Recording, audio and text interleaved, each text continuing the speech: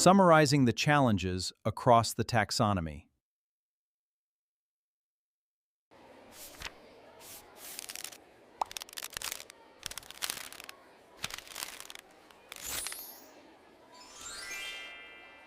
Public conversation often frames the historic decline in K-12 academic achievement as a direct result of the 2020 pandemic.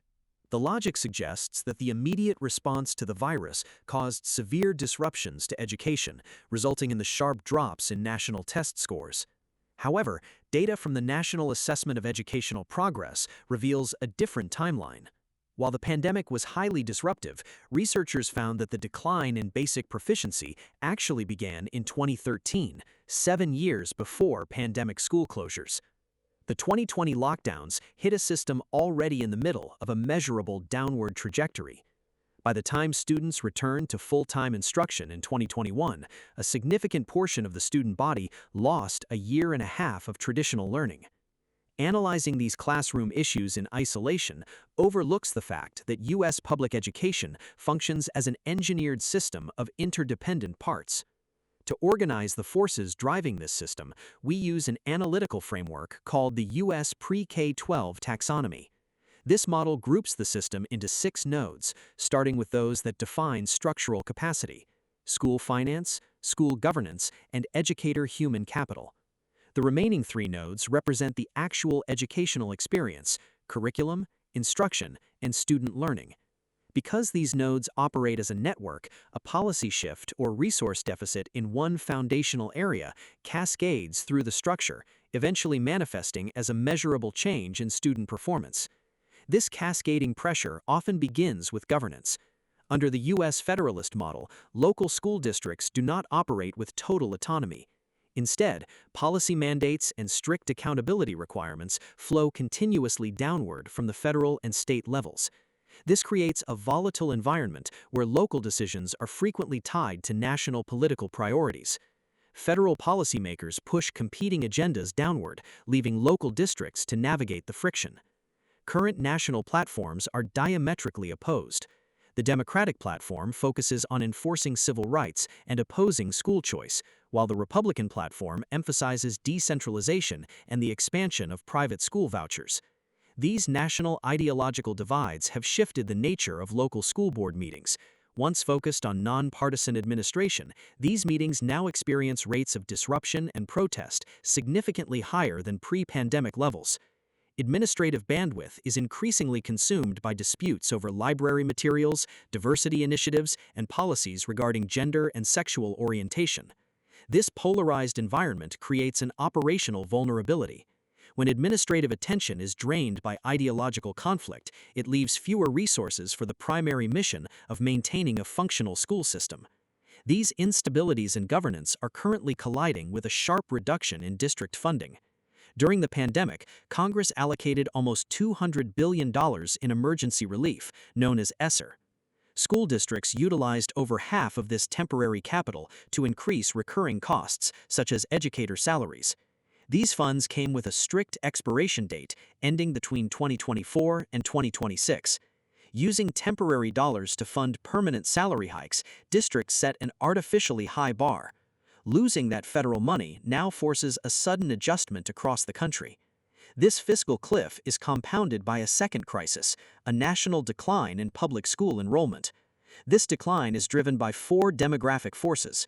U.S. birth rates have fallen well below the replacement rate. Alternative schooling and voucher programs are expanding. Families are leaving expensive urban centers for the suburbs, and changes in immigration enforcement have further reduced student headcounts in major cities. Because state and local funding is allocated based on per-pupil attendance metrics, the drop in enrollment translates directly to a reduction in total district revenue. Combining these inflated baseline costs with a shrinking student body has pushed public education into an era of managed decline. As budgets tighten, the resulting layoffs and school consolidations manifest as a severe shortage of human capital. Moving from these macroeconomic charts directly into the classroom reveals the physical toll these deficits take on the teacher. The modern teaching schedule presents a conflict between time and duty. Required tasks like building lesson plans, grading, and administrative data tracking frequently exceed the regular working hours available in a day. When budget cuts lead to staffing shortages, the remaining educators are often forced to absorb additional classes, sacrificing their mandated preparation periods just to keep the school operating safely. Beyond these logistical demands, teachers also provide the primary emotional support for students facing childhood trauma, poverty, and family instability. Exposure to this secondary trauma can lead to compassion fatigue, where the capacity for empathy is exhausted. In many classrooms, teachers must function as crisis managers and social workers before academic instruction can begin. These overlapping pressures drive the escalating rates of stress and burnout seen across the workforce. If educational initiatives ignore the actual operational bandwidth of the people required to implement them, the initiative struggles to reach the student. These structural challenges eventually impact the curriculum, the actual material students are expected to learn. One misalignment begins at birth. Math and literacy foundations develop long before kindergarten, yet the U.S. system often treats learning as if it starts at age 5. This creates a gap between early childhood education and elementary tracks. Furthermore, many districts lack a unified, comprehensive curriculum. Teachers report spending 7 to 12 hours a week searching for or creating unvetted instructional resources online to supplement their lessons.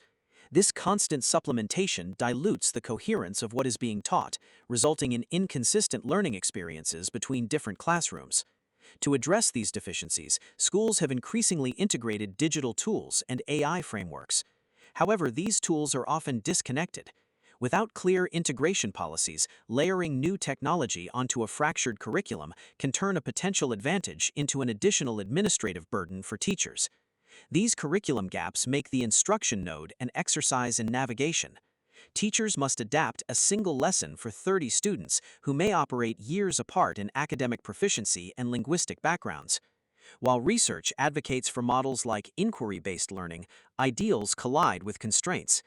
Instruction balances personalized learning against overcrowded curricula and rigid testing metrics. Because competing with smartphones is exhausting, schools respond with digital gamification, using software rewarding points, badges, and daily streaks to maintain engagement. While engagement initially spikes, it is often followed by a drop-off. Relying on leaderboards can train students to work for superficial rewards, which may undermine intrinsic motivation and increase academic anxiety. The rapid integration of AI also risks widening existing gaps. Without structural pedagogical planning, students with robust home broadband may see their learning accelerate, while under-resourced students fall further behind. The traditional one-teacher, one-classroom model is currently struggling to support these modern expectations for personalized and technology-integrated instruction. The cumulative impact of these pressures is measured in the final node, student outcomes. The system faces an immediate logistical hurdle: chronic absenteeism. Nearly a quarter of all students are now considered chronically absent, making academic recovery difficult for a large portion of the population. For those in class, experts highlight the risk of cognitive offloading. Using generative AI to solve complex problems or draft essays can allow students to avoid the mental effort required to truly master a subject, potentially hindering the development of critical thinking. Students have expressed a desire for instruction that feels relevant to their futures, specifically seeking practical career paths. When asked to grade their own schools, students gave the system an average score of a 2.68 GPA. This feedback, combined with workforce realities, is leading policymakers to reconsider the college for all model. There is a growing push to value apprenticeships and technical degrees as highly as a traditional 4-year university path. This brings the analysis full circle. A deficit in finance, governance, or human capital cascades through the structure and manifests here in student learning. Real academic recovery requires moving past localized fixes. It demands addressing the fundamental structural deficits found across every domain of the educational system.